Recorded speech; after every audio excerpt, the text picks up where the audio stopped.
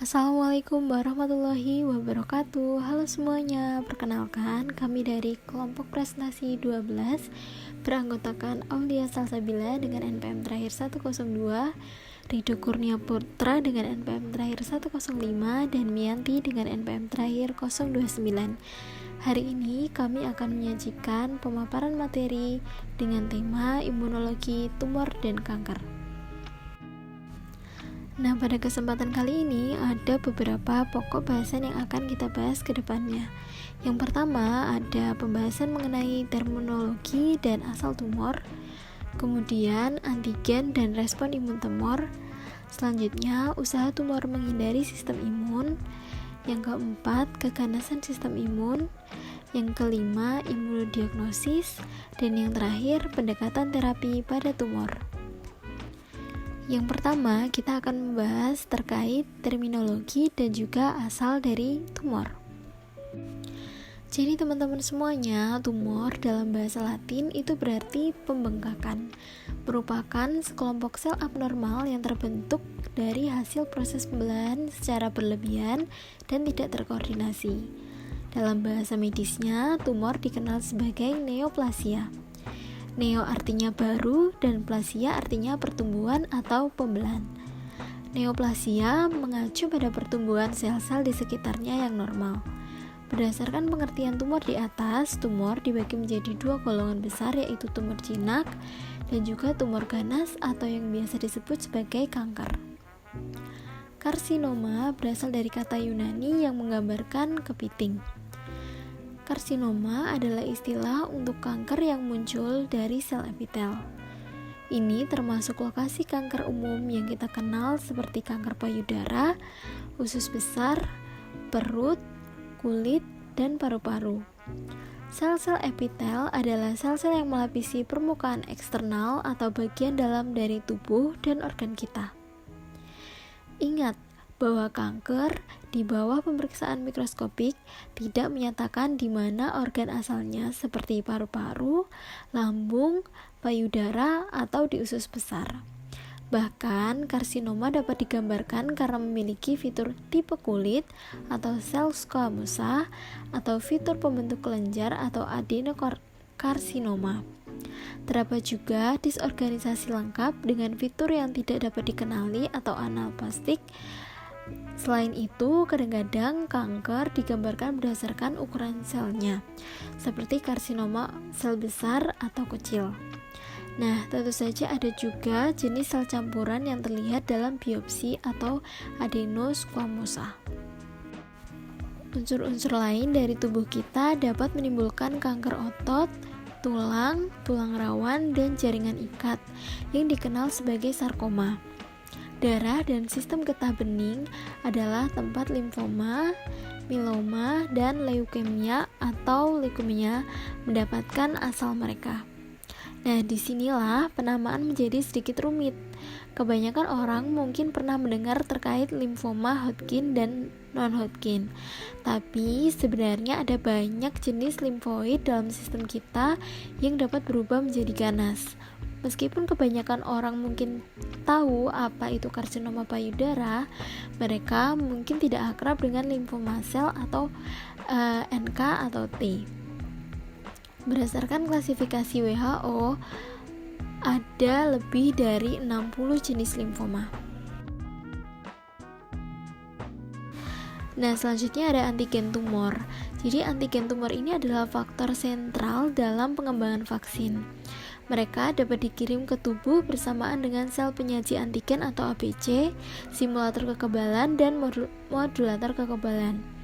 Karena ketersediaan teknologi baru, gen pertama yang dikenali oleh sel T dilaporkan mengkode antigen tumor manusia, dan kemudian dengan cepat identifikasi molekuler dan karakterisasi antigen terkait tumor atau TAA baru dan antigen spesifik tumor atau TSA, termasuk antigen bersama, neoantigens, dan antigen unik telah dikembangkan. Antigen ini berfungsi sebagai biomarker untuk mengidentifikasi sifat tumor dan mengembangkan vaksin kanker baru. Nah, di sini ada gambar penjelas terkait antigen terkait tumor dan antigen spesifik tumor.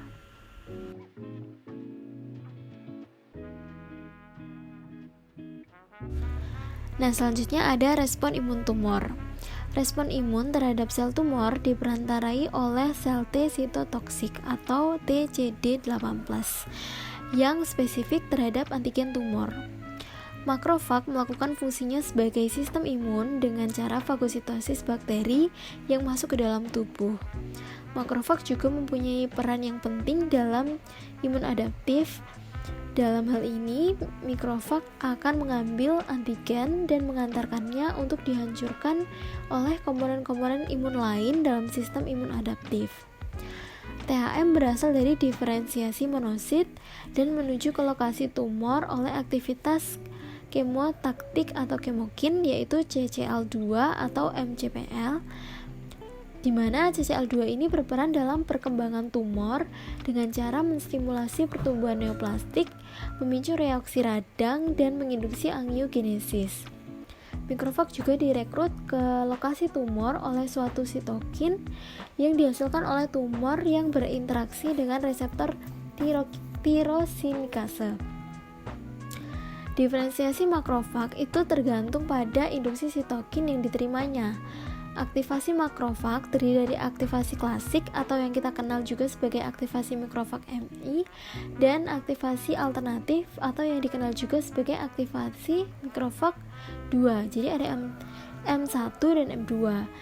Nah, pada sel M1 itu terjadi peningkatan molekul permukaan seperti MHC kelas 2 dan B7 atau CD86 sehingga memiliki kemampuan untuk melakukan presentasi antigen. Makrofag M1 juga memiliki kemampuan untuk membunuh patogen. Kemampuan makrofag M1 dalam membunuh patogen meningkat dengan adanya induksi dari inducible NO sintase atau INOS untuk memproduksi nitrik oksid atau NO.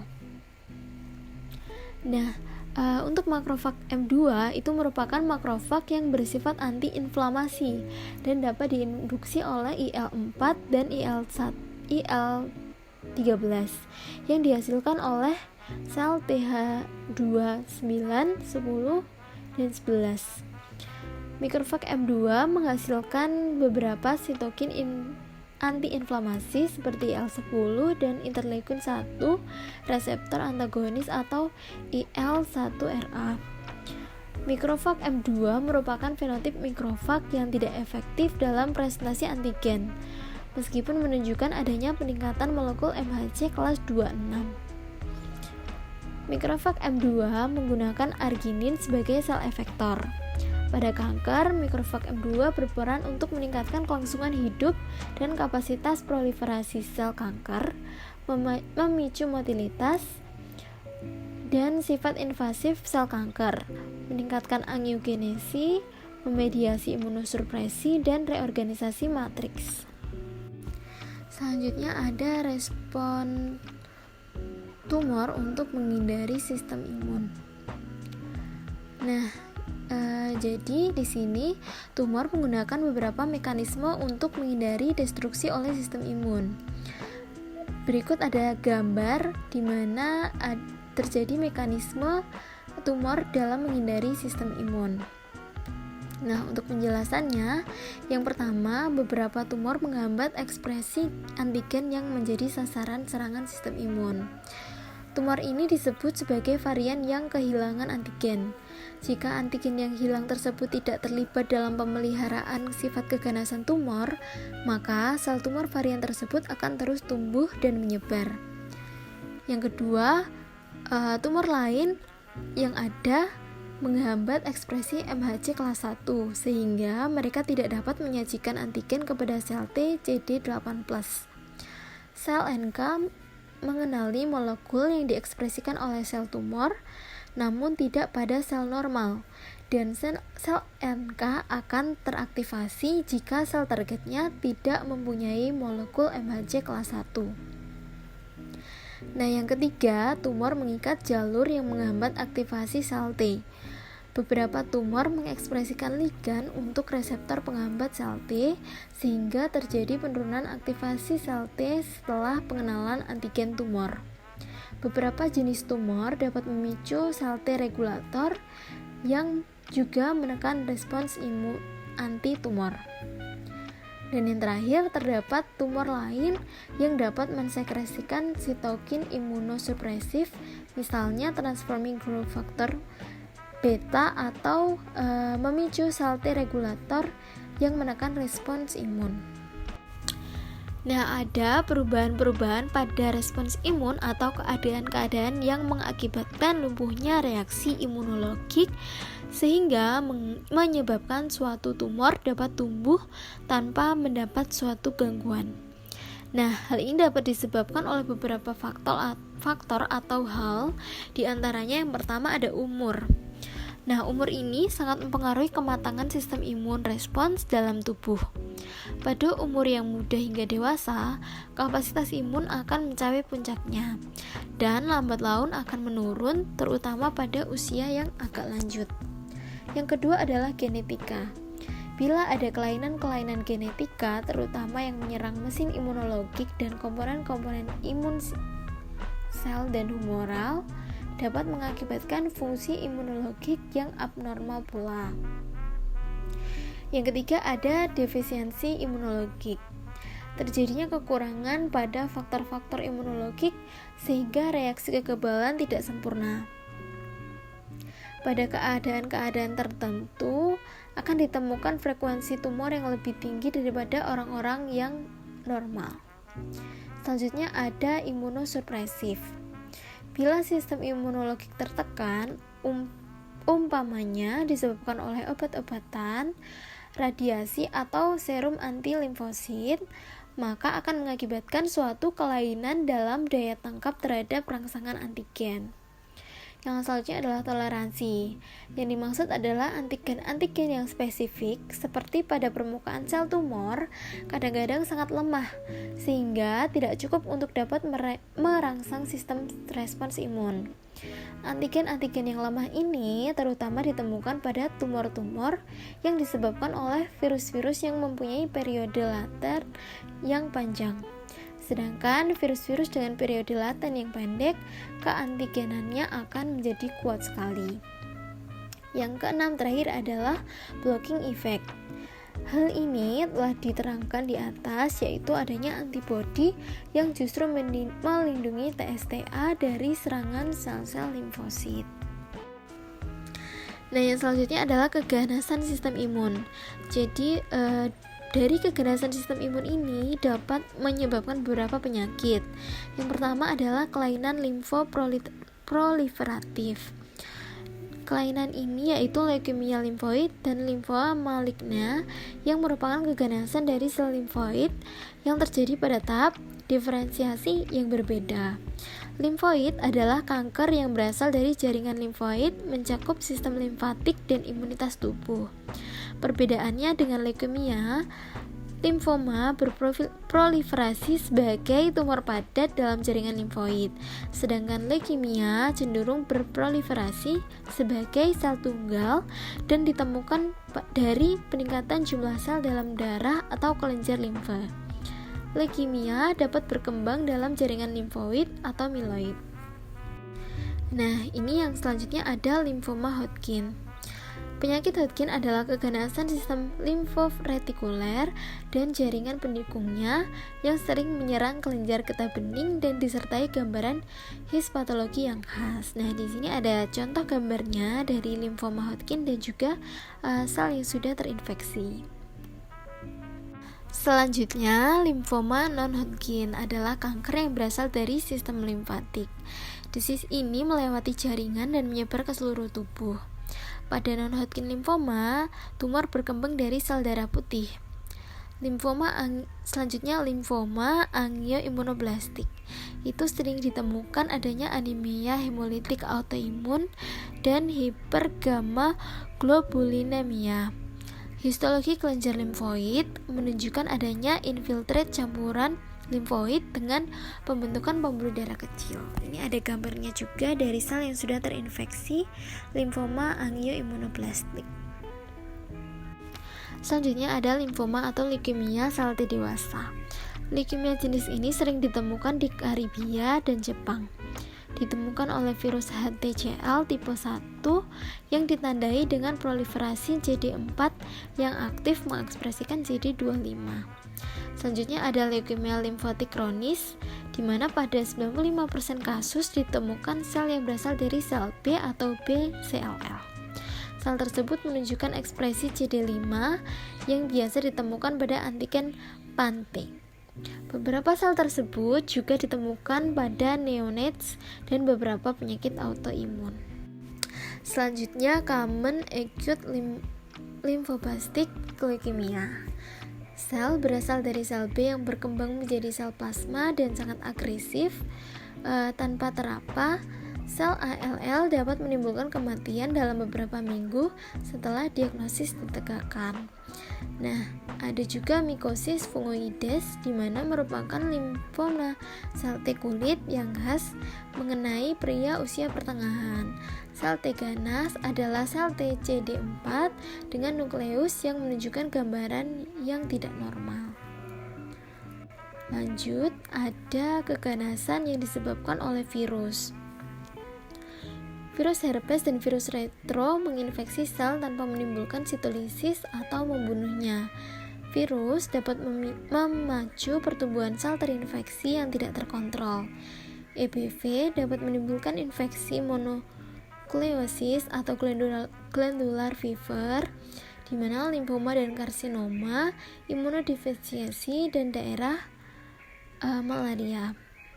EBV memproduksi protein yang merangsang pertumbuhan sel terinfeksi tidak terkontrol dan mencegah apoptosis. Infeksi virus lainnya seperti virus herpes 8 atau HV8 dapat menimbulkan sarkoma kapsoi pada individu dengan imunodefisiensi. Ini ada contoh herpes simplex virus, ada strukturnya dan juga ada gambar mikroskopiknya ya. Selanjutnya, imunodiagnosis. Untuk menunjang diagnosis dan klasifikasi keganasan limfoproliferatif, perlu ditentukan asal-usul sel. Apakah sel itu sel B atau sel T, dan stadium diferensiasinya dengan identifikasi fenotip atau immunophenotyping. Dan membuktikan bahwa sel itu berproliferasi secara monoklonal. Pembuktian ini dilakukan dengan menentukan monoklonitas sel maupun imunoglobulin yang disekresikan. Pemeriksaan laboratorium melalui yang pertama, penentuan monoklonitas sel, di mana proliferasi monoklonal sel B dapat dinyatakan dengan adanya SIG dan CIG monoklonal. Tetapi mungkin juga dijumpai imunoglobulin yang tidak lengkap, yang hanya terdiri atas satu jenis rantai H atau satu jenis rantai L. Yang kedua, menentukan monoklonalitas imunoglobulin. Imunoglobulin monoklonal atau protein M dapat dijumpai dalam serum atau urin. Untuk identifikasi protein M dalam cairan tubuh, umumnya diperlukan beberapa jenis tes laboratorium, karena tidak ada uji tunggal yang dapat mendeteksi dan mengidentifikasi semua kelainan imunoglobulin secara sekaligus. Yang ketiga adalah imunofluoresensi. Imunoglobulin monoklonal pada permukaan sel dalam sel sumsum tulang atau darah perlu ditentukan terutama bila diduga ada mieloma non-sekretorik. Protein M non-sekretorik dapat ditentukan dengan teknik imunofluoresensi mikroskopik atau flow cytometry. Yang terakhir adalah pendekatan terapi pada tumor. Dalam 20 tahun terakhir, berbagai usaha sudah dilakukan untuk mengobati tumor dengan cara imunologik. Nah, sampai sekarang cara itu belum menunjukkan hasil yang efektif. Usaha ini ditujukan untuk memperoleh imunitas terhadap tumor secara spesifik dengan menggunakan berbagai preparat antigen tumor atau secara non-spesifik untuk membantu respon tumor, terutama makrofag dengan berbagai limfokin seperti interferon IL-2 dan tumor nekrosis faktor atau INF yang ditunjukkan terhadap regresi tumor. Namun akhir-akhir ini telah digunakan Lymphokin Activated Killer Cells atau LAK, di mana sel tersebut diproduksi in vitro dengan jalan membiarkan sel limfosit dari penderita atau yang diperoleh dari tumor dengan IL-2. Selanjutnya limfosit tersebut diinfusikan kembali kepada penderita. Usaha lain yang telah dilakukan antara lain dengan toksin seperti risin atau isotop radioaktif yang diikat dengan antibodi monoklonal tumor spesifik yang dapat menghantarkan toksin atau bahan radioaktif ke sel tumor. Efek imunotoksin ini masih perlu dibuktikan lebih lanjut. Nah, itu tadi teman-teman pemaparan materi dari kami kelompok 12 selaku kelompok presenter pada kesempatan kali ini. Semoga pemaparan materi dari kami dapat dimengerti, diterima, dan bermanfaat bagi kita semua di kemudian hari. Dari kami memohon maaf apabila selama pemaparan materi atau penyusunan materi masih terdapat banyak kekeliruan. Sekian dari kami tutup dengan pantun. Pergi ke pasar cari kekasih. Sekian dan terima kasih. Sampai ketemu di lain kesempatan. Terima kasih teman-teman semuanya.